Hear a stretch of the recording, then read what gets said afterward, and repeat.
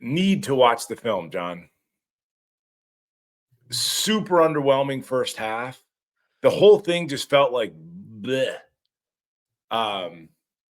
Offensively, it felt like Denbrock prioritized getting CJ comfortable more so than he did getting the best running back in the game the ball. I think that Denbrock maybe made a miscalculation there. I think there might have been a miscalculation there in terms of Denbrock maybe assuming the defense would hold up a little bit more than it did. But defensively speaking, cannot wait to watch that film with Coach Hyde behind the paywall. Because I'm not quite sure.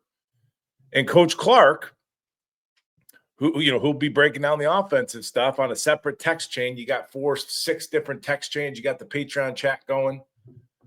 Clark's like, this is bullshit. If we're gonna play soft defense, and then eventually he predicted, he was like, you're gonna put the game in the brand new quarterback's hands. He's like, I'm going to bed.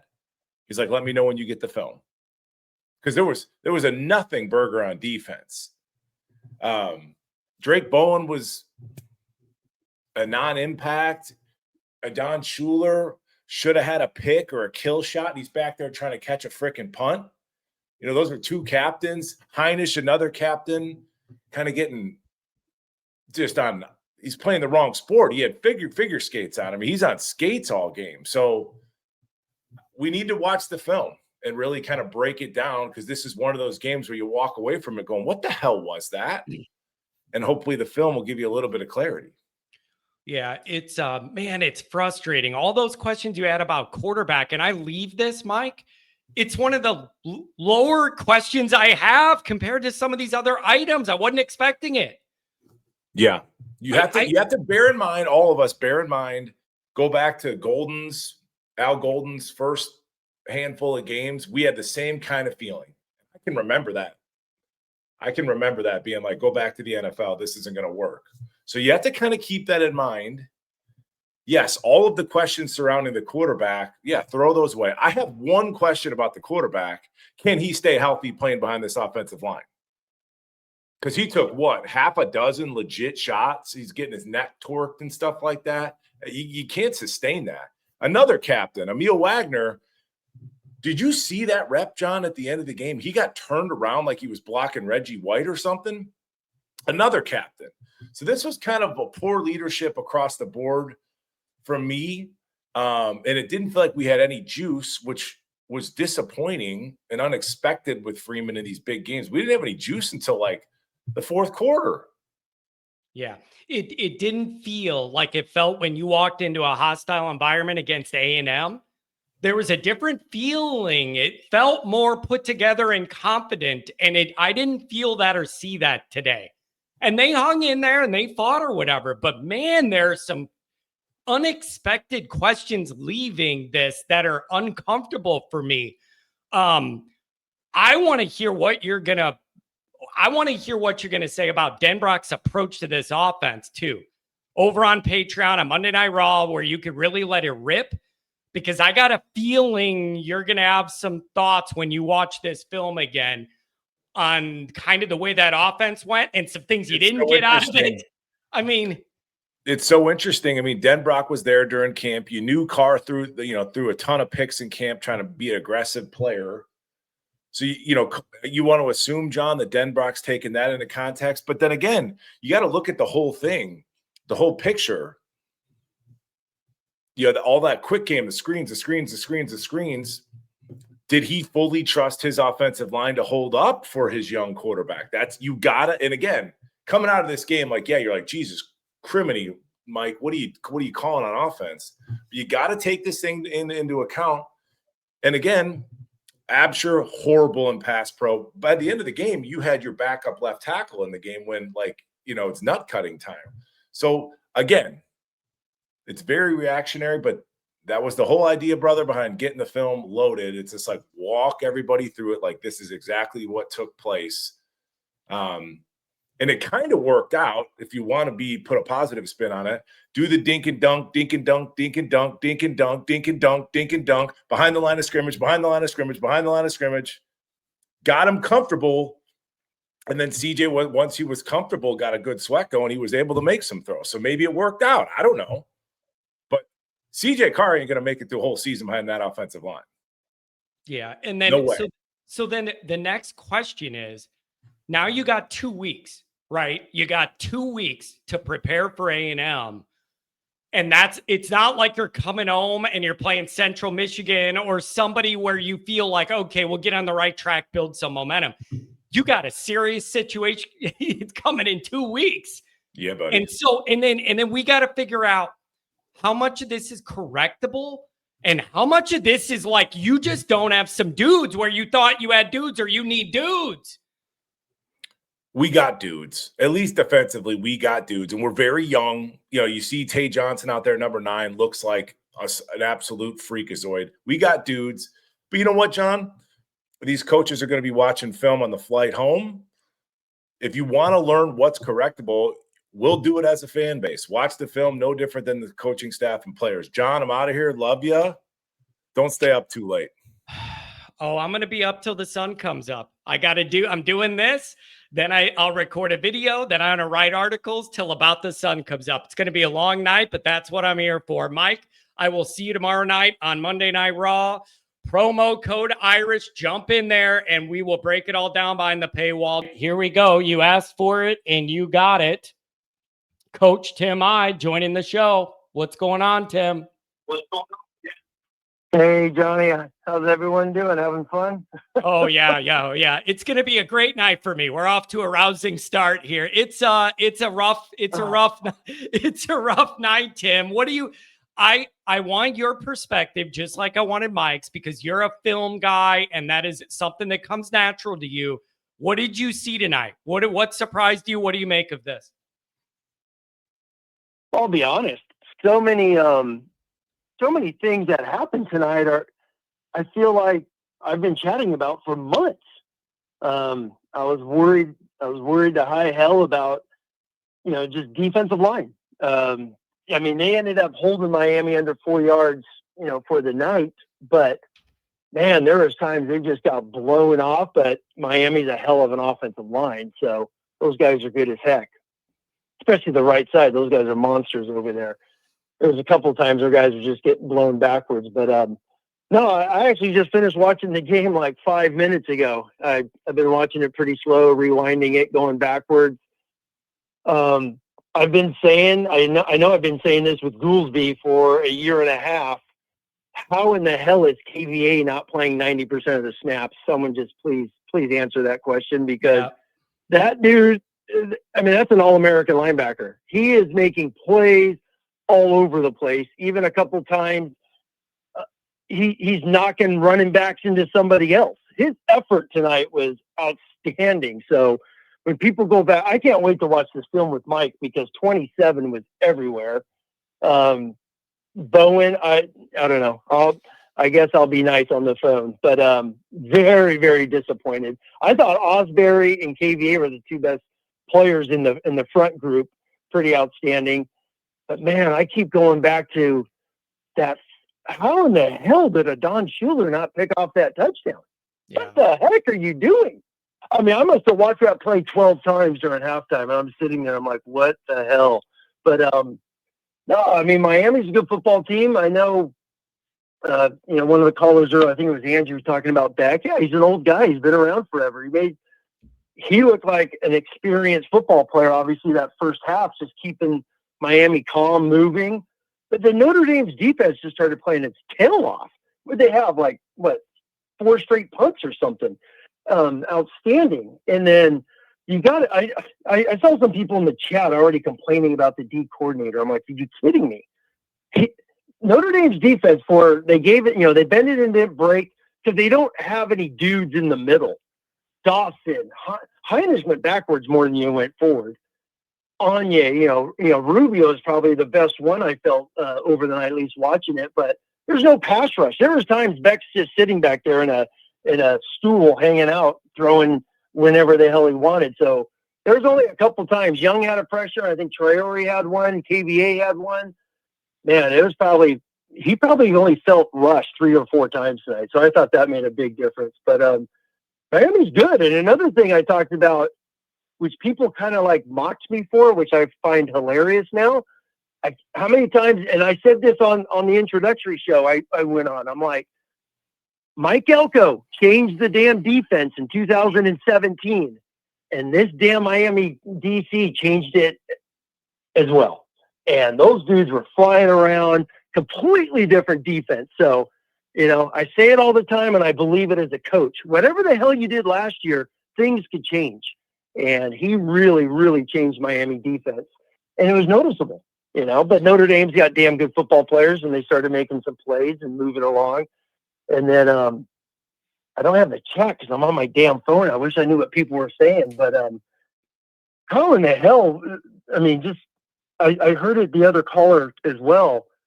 Like, how was your offensive game plan? A bunch of slip screens to the boundary all game long. And you saw Price ripped off one run. Even Love had a couple violent runs today. Just keep feeding that guy. That was like a huge weakness for Miami was their interior. Very good defensive ends. Soft in the middle. And I felt like they didn't even attack them in the middle, which was just mind-boggling today, how they just didn't come out and establish a run game. I think, the first 6 plays of the game were passes. And they're all just little dump passes. So that, especially in that crazy humidity, what was it? They said 91% humidity, and you're throwing the ball all over the place. So that was a little frustrating. But I thought, a hell of an effort. Notre Dame, that is one thing under Marcus Freeman, man. You kind of felt like, oh my God, is this thing going to turn into like a 17-point loss? And it ended up only being a 3, and they rallied their tails off and made some big plays. And so as Tim, life goes, right? Let me ask you this. As we got a 2-week window between tonight and A&M, the next ball game. What are you looking forward to getting over to Patreon, looking at deeper in the film, or just in your own mind and exploring when we get into the week and then Monday Night Raw and everything we do over there? What are you most looking forward to digging into to find more answers for? Yeah, number one on defense is just going to be obviously the man to the zone combination. I'm really curious about that. There was definitely a couple key times where they played zone. And like the one tight end corner into the boundary for a big first down. There's a couple other little check downs that were pretty soft coverage. Just to see that type of combination. Really curious to see some of the safety angles. I know on the one touchdown where Hobbs got beat, Hobbs is running with that guy, but Talich is the lone safety. They dropped a Don Schuler into a hole just like Xavier Watts did 1,000 times over the last couple of years to take crossers, and Talich opens his hips to go help Mark Zachary because he had to go play for one freaking play. And by him opening his hips, you got that deep bend route by the slot versus Hobbs. So really curious to see that. I'm going to I already took some notes. I don't text anyone during the games. I just can't. I throw my phone away. And I'm watching the game like crazy. Yeah. And I'm dying to watch the linebackers because from what I saw, and KVA and Osbury fill. I'm talking they will fill, force run plays. Bowen is he's peaks and valleys, man. There's times he's getting mauled because he just stands there. And Snead, I don't even remember seeing number 3 on the field a lot. So yet he was a starter.